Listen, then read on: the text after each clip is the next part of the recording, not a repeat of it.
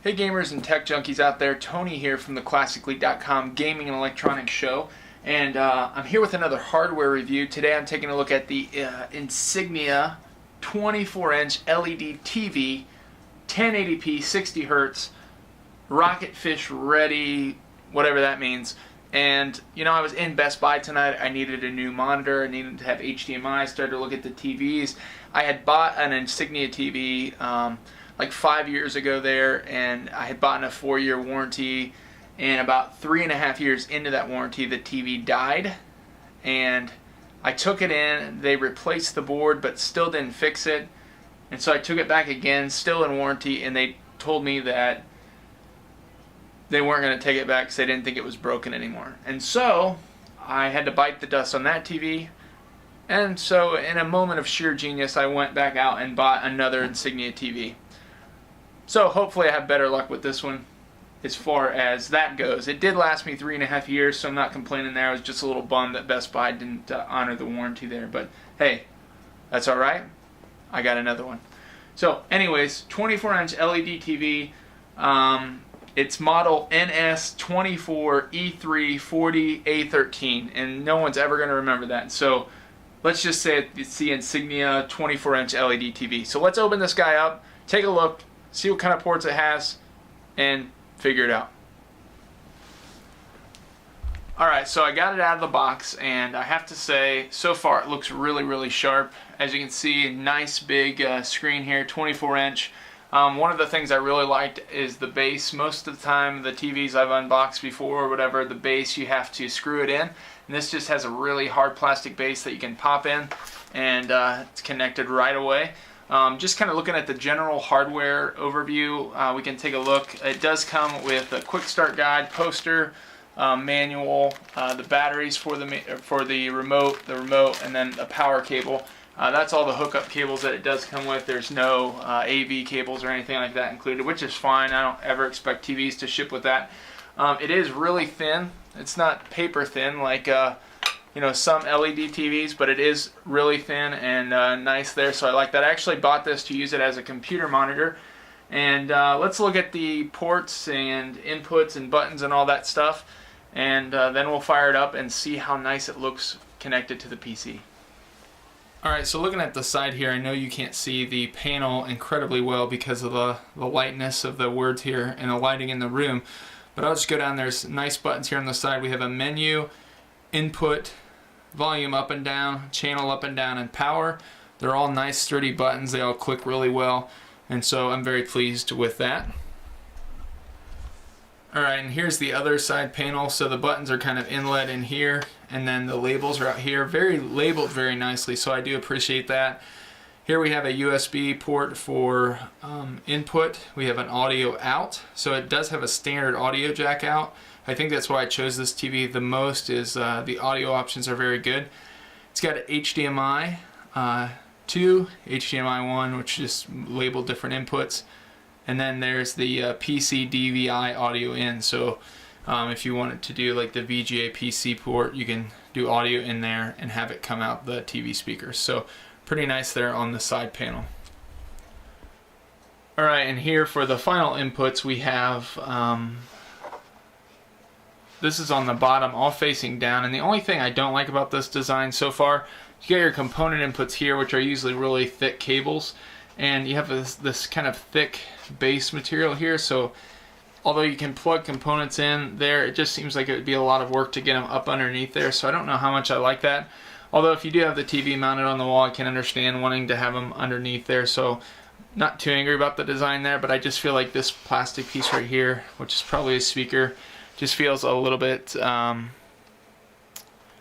too bassy there for me. So, but anyways, it's there, so it's there.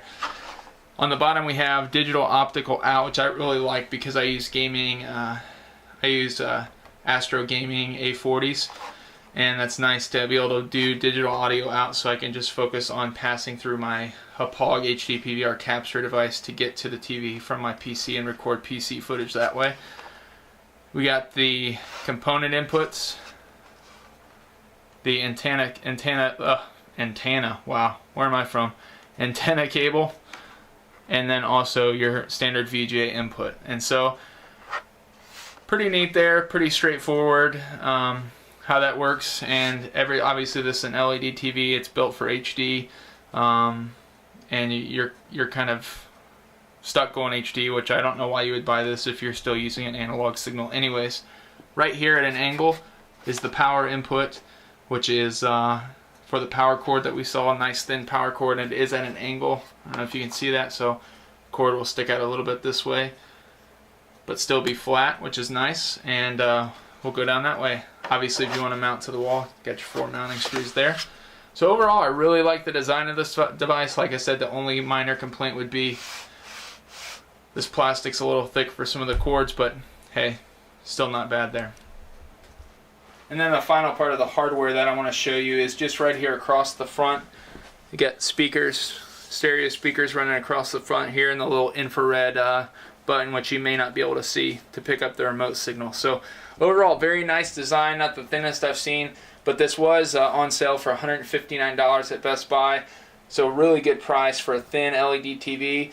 Let's go ahead and fire up this Insignia on the PC, see how it handles some high-end, high-speed gaming footage.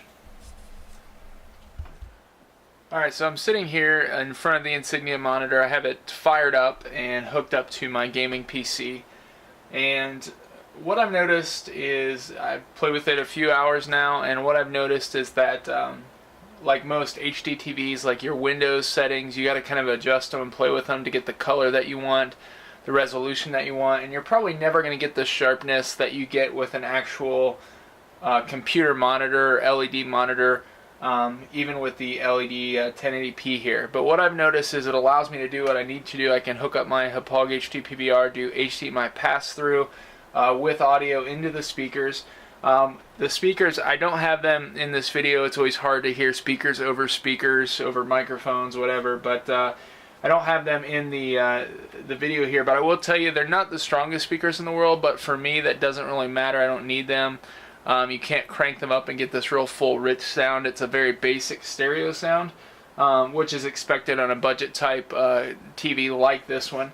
But I have some Dead Space 3 going here, and the gaming really shines on both console and PC. From my test, it looks really nice. I have Dead Space 3 going in the highest resolution possible here on my PC, and I'll just fire it up here, and you can actually see, you know, what it looks like when I'm playing it, you know, the best that you can over the camera here. But it looks really nice, and I'm very happy with it from a gaming standpoint. The refresh rate is really nice. The sound quality is nice, coming in the optical output from the TV into my Astro gaming headset. And overall, I'm really happy with it. I bought it as a gaming monitor, not really for, you know, typing long essays on my gaming PC or anything like that. I don't really plan to do that. I mainly use it for gaming, and obviously the gaming looks really, really nice on it, going HDMI out of my computer into this monitor here. So overall, I'm going to really recommend this as a budget TV.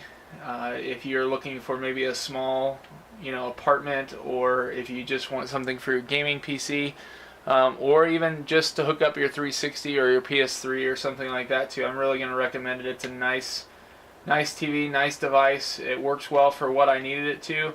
Like I said, the Windows, in Windows, you're not going to want it for an everyday use monitor. You're going to want it for a gaming monitor or a actual television for, you know, a small apartment or something like this. I'm very happy with the build quality, the color, everything looks really nice, and I'm going to go ahead and recommend this one. I'll put the link in the description below. You can pick it up at Best Buy for $159 right now, and it's a pretty nice deal for a 24-inch LED. So this has been Tony reviewing the 24-inch Insignia LED 1080p monitor. There's also a 720p version. This is the 1080p TV, and you can pick this up only at Best Buy. Hope you'll give me a like, favorite, and a subscribe, and I hope you've had a wonderful day. Thanks for watching.